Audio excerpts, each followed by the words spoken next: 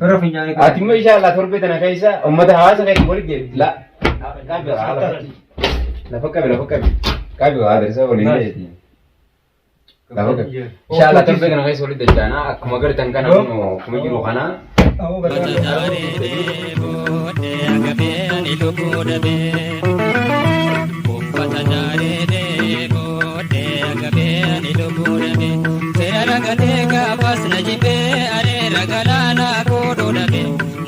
السلام عليكم ورحمة الله وبركاته. سلام تاني جتون الراحة كلن سرنا نسناجيس دعوتو تكاني جالتمو في كائن ما أكمل نجا خينا كبتني بكا جبتني تسنتو كيسنو كنا جرب تسنتا توتي فيارب تسنتا تو نسنيجا قبلين كيا فيارب بيتمي تلا وبلين كيا لما يكانت مكا خاني مالله فرق ولا لي تلا وبلين كيا خاني ومكا بتنا فرق ولا لي مكان ثما جرا هنو أنا جالاتي لي أقدرتن ilmi namaa nimaa fira wallaaluun gaarii miti meeqaantama hasamuu dhabe akkuma gartanii ilaaltanii gartan kana kan ilmi namaa jechuudha meeqaantama hawaatti godhee dhamaasee hamaraachee fi kagartee ilmi namaa qaama irratti laamsheessee meeqaantama eegala biite jechuudha waamumanitti godhuudhaan ammaas ilmi namaa jechuudha meeqaantama bileen kiyya harka dhabe kameela dhabe haajala meeqaantamaa jira fayyaa warri qabdan asumaanuu gartee guutuun keessanuu bakka jirtanii fayyaa teessin jaan rabbi sin yaadii sun isin jaa qaalii fi jaalatama uummata keenya nagaa fi gartee nagaa wal bira dhiifne isin jecha guutuu keessanuu nagaan isiniif hawwaa bakka jirtanitti du'aa eegaa yaadachuu hin irraanfatinaan isin ijaarrallee kun waan ajaa'ibaatiin qabadhee isin dhufe akkuma gartee kanaan dura dubbannee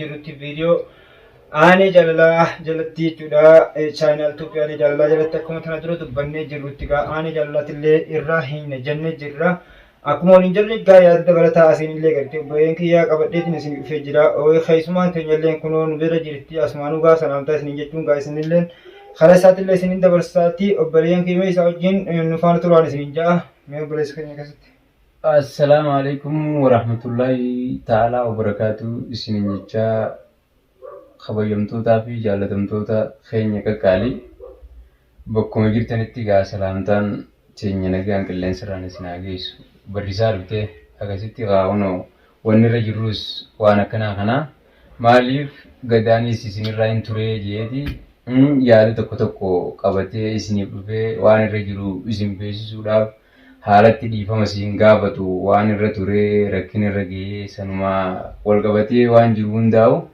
as geenye akkuma gartan kana gaa isin harkaa jirtanii hunda isinii himuun barbaachisu. Inshaallah fuulduraan ati waan gaarii balloo yaanii arguuf teenya fayyaadha inshaallah. Akkasii hundumaafuu waan akkanarra jirraa isin jechuu barbaanneeti. Sanumaafuu niin jiraa yaada jiru isin garsiifate jechuudha. Hin bannee waan akkanaatiif hin badee rakkoo akkanaan na qabatee waan akkanaan na mudatee yaanii gartee yeroo dhabuudhaaf sa'aatiitti isiniin wal qunnamu sa'aatiitti isiniin isin wajjin bashannanee qoflee taphatee isin bubbu'aarsee isinillee wal bubbu'aarsitan san jechuudha. isinillee maaliif dharraatanii fi jirtanii maaliif nurraa ture maaliif badee maalirra ga'ee maalirra jiraa jechuun keessan warri beektanii fi hin oolamu sanumaafuu waan akkanarra jirraa gama isin dabarfamee ture akka jaanitti asumaanuu inninis yaada qabu isin yaada barsuun isin hin jagaan. Dhugaa dabarra ammaantanaa yaanimti qabnullee obboleessa ta'e qaalee atillee gartee galatoomikaa hedduu tokko nu wajjin cinqabaa jirta waan ta'eef obboleettiin ni gartee tola shawilleen sibira jirti akkuma gartee tana durallee daawwattoonni keenyaa quba qabanitti beekadhu isa biraan kaa'e jaartii aanee jaalalaa haadha mana isaa ta'e ilmaan lama qabduuf jechuudha.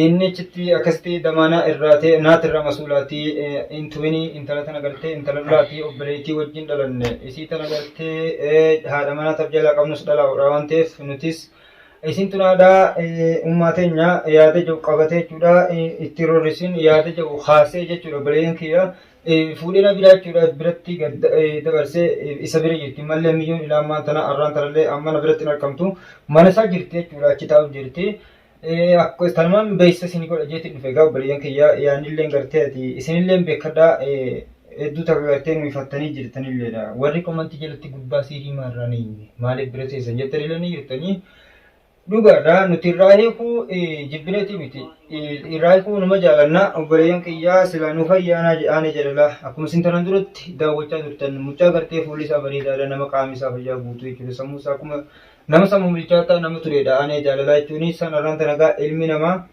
waan naman goone hin qabu sammuu isaa jijjiiree jechuudha. Akkuma maanta laaltanii gartan kanatti obboleeyyan kiyyaa isaa asumaaniin gartee du'aa godhaaf gaafa mallee irraa heekuun keenya heekuudha. Torban kana keessa torbee kana keessa inshaallah ni fayyaa wal dachaatan. Ani fayyaa wal dachaatan inshaallah nagaan isinit deebi'ee isinii wajjin qoflee taphataa isaa silaa man hurraa qoflaa miti nu qoflee jira akkattuyi.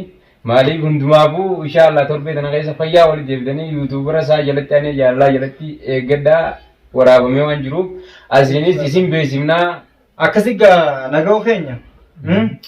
Wanni godhuu qabnu beekadhu waan dhumate immoo gartee shummoo bishaan fixate jaasa gartee. Akkasii hundumaafuu. Ammaan tan isa furmaata harkannee. Torban kana keessatti gurballee beekadhu miyyoon eegartee samiiraan jechuudha. Halliin harkamee jira. Eeganu argame malalleen annan bakkan beekaa ikiitii taratanatillee guututti meesiin quba qabdii beekadhu. Sanumaaf umma isii tanaa wajjin jechuu tarkaan fudhachuun isin ammaan tana gartee ammaan tana isa wanni qabnu gurbaan gartee gurbaa hanni shakkee beekadhu namni gurbaan kun wayinuu nama udhaa shugguxii fudhatee wayinuu udhaa hojeetiin yaada keessa seenaa jira maaliif jettee. Kana gaa nama isa bira jiru nama dhalaatiin itti ergineeti nama dhalaatiin achiin wal qunnamnee akkasitti yaadaan dabarfataa achirratti wal harkannee yoo inni kaa nama akkamii maalirra jira yaada jehuun yoo inni kaa maaliif humna nurra jabaa ta'e akkasin nu qophaa'ee akkuma nuti gaamma isa eegaa jiru kana qophaa'ee kan eeggataa jiru taate nutilleen gaa humna jabduu fudhannee dhaquun gaa dirqama nurra jiru beekadhu. San dirqama maanta naati gaa qaama seeraa yoo fudhannee dheenyuu jabaran qaama seeraatiin isa kana gartee hidhaa dabarsuu yoo gartee. Irraa hinus gartee sama hanga inni gara gumnuu jabaran. La garaan gumnuu hidhaas hin dabarsinu maaliif waan isa dogoggorsiisee waan isa asiin ga'ee rakkina isa ga'ee yoo waan isa irraa jibbee waan isatti aaree waan isa irraa gaa duraan obboleettii isaa fuudhee har'a gaa waan irraa jibbee inni nu yaada ifimuu ta'a harkoof teenya waliin laaluu teenyaa miree dirqamaa waliin daawwatu teenyuufu ammaan tana isaan akkasii wal qunnamne yaada san hundaa waraabne hawaasa keenya beeksisuu qabna gaa. San dirqama gobaan Osoonii bichiin isaas geenye roorroo biraattis hin finne kara meeqaanis hin miidhamnu qaamaas hin diraramnu.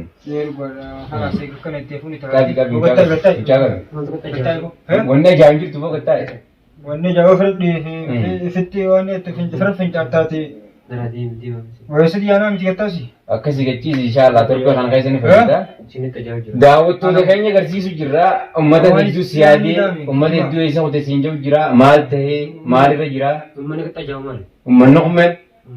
Uummanni ajaa'u isa jira moo? Wanni ajaa'u hin jirtuuti. Laafoo sii fitta ajaa'u jiraate karra jirtu wanni wallaalte. Sirraan ni qaqaamaati suma foonni. Isa moo? Laafoo isaa miti. Ati immoo inshaallah torbee tana keessa uummata hawaasa keessa walitti deebi. Lafa qabi. Qabi waa adarsa waliin deeti. Lafa qabi. Inshaallah torbee kana keessa walitti dachaana akkuma gartan kana akkuma jiru kana arguu jirtanii kan hundarraa'u inshaallah torbee tana keessa fayyaadhaa xumuraa walitti dachaana hawaasa keenyachi beeksisni waliin. Akkuma duraanitti isinii deebi'aa fayyaa saniin akka isa qunnamnu akka isaa wal harkinu irraa fuudha waan kana sun jabsine irraa akkasitti walitti dachaana inshaallah isin hangasuu nu faana tura asiinis jajjabina isin hawwinaa maaliif nu faana dhaabbatuu keessaniif akkana nu yaadachiisuu keessaniif nu dirquu keessaniif nuti karaa meeqaan waan irra jirruuf hojii homaa deemneeti waa meeqa nyaataa dhugaatii wallaallee kana tattaa'u jirra waa masarra jirraa jechuu karaa meeqaan dirqamnee dibamne dhufne kan jajjabeessitan akka nu guddiftan ortoo isin hin jira jajjabaadha. Dhugaadha ammaan tana hin taa'an. Gurbaa kana ammaan tana timma torban kana keessa burmatti galtee kuma inni sanitti.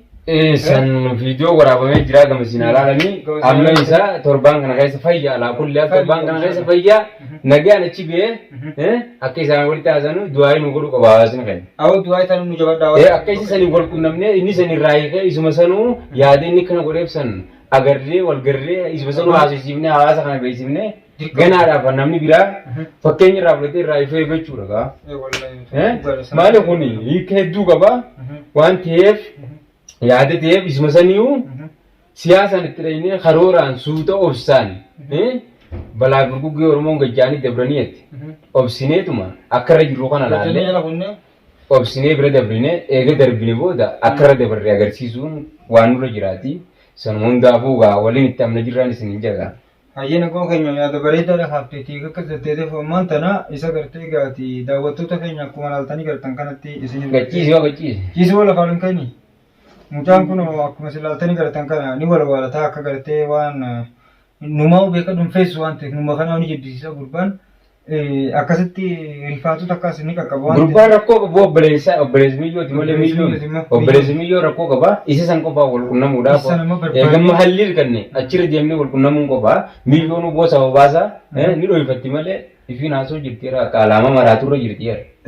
Akka waliin itti godhamtee gartee akkasii beekadhu wanti isii miyyoon ofiin haasoti miyyoonummaa maaliif isa hatti godhame kanaatu akka isii itti godhamte taasise maaliif daa'ima harkaa qabdi inni kun akkana ta'e isiin aarteef jetteef inni san gaa isa san waan irraa jibbe waan isa akkana godheef isa sani abbaan rakkoo qabu miyyoon rakkoo tokko hin qabdu dhalaan dur jirtii sokkiti obboleessaa galcha yookaan abbaa galcha nama mana jiruutu lolaan jechuudha.